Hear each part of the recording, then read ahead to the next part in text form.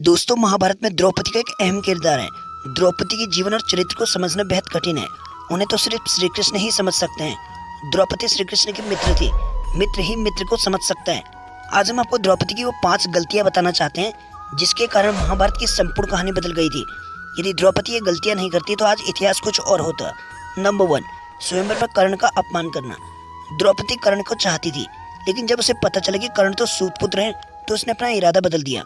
उसने पहली बात तो यह कि कर्ण को स्वयंवर की प्रतियोगिता में भाग नहीं लेने दिया, और दूसरा यह कि उसने कर्ण को बुरी तरह से अपमानित किया।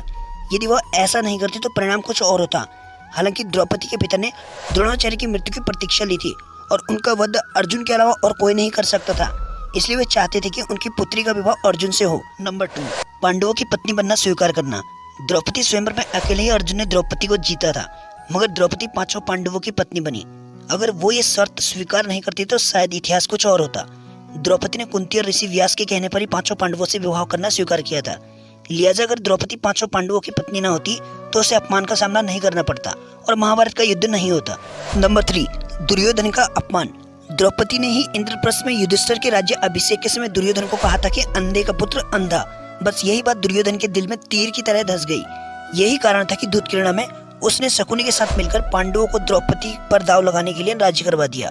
धूतकीर्णा जुए के इस खेल ने महाभारत के युद्ध की भूमिका लिख दी थी, जहां द्रौपदी का चीरहरण हुआ था। नंबर 4, युद्ध के लिए प्रेरित करना। अपने चीरहरण के बाद द्रौपदी ने पांडवों से कहा था कि यदि तुम दुर्योधन और उनके भाइयों से मेरे अपमान का बदला नहीं लेते हो तो धिक्कार है तुम्हें। द्रौपदी ने पांडवों से कहा था कि मेरे केस अब तब तक खुले रहेंगे जब तक दुर्योधन के खून से मैंने धो न लेती। उस समय द्रौपदी ने ऋतु स्नान नहीं किया था।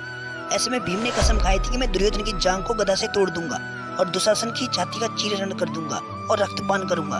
चीरहरण के दौरान कर्ण ने द्रौपदी को बचाने की जगह कहा, जो स्त्री 5 पतियों के साथ रह सकती है उसका क्या सम्मान। यह बात द्रौपदी को ठेस पहुंचा गई और वह हर समय अर्जुन को कर्ण से युद्ध करने के लिए उकसाती रही। नंबर 5, जयद्रथ की बुरी नजर। जुए में अपना सब कुछ गवा देने के बाद जब पांडव वनवास की सजा काट रहे थे तब दुर्योधन के जीजा जयद्रथ की बुरी नजर द्रौपदी पर पड़ी। उसने द्रौपदी के साथ जबरदस्ती की और उसे रथ पर ले जाने का दुस्साहस भी किया, लेकिन ऐन वक्त पर पांडव आ गए और उसे बचा लिया। पांडव वहीं जयद्रथ का वध करना चाहते थे, लेकिन द्रौपदी ने पांडवों को ऐसा करने से रोक दिया, जो कि उसकी सबसे बड़ी गलती थी। द्रौपदी ने जयद्रथ के सिर के बाल मुंडवाकर 5 चोटियां रखने की सजा दी और सभी जनता के सामने उसका घोर अपमान करवाया। जयद्रथ किसी को भी अपना चेहरा दिखाने लायक नहीं रहा था और हर पल अपने अपमान को सहता रहा था। इस अपमान का बदला जयद्रथ ने चक्रव्यूह में फंसे अर्जुन के पुत्र अभिमन्यु को मौत की घाट उतार कर लिया था। अगर आपको ये वीडियो अच्छी लगी तो लाइक करें, चैनल को सब्सक्राइब करें, वीडियो को कहां से वॉच करें कमेंट में जरूर बताना।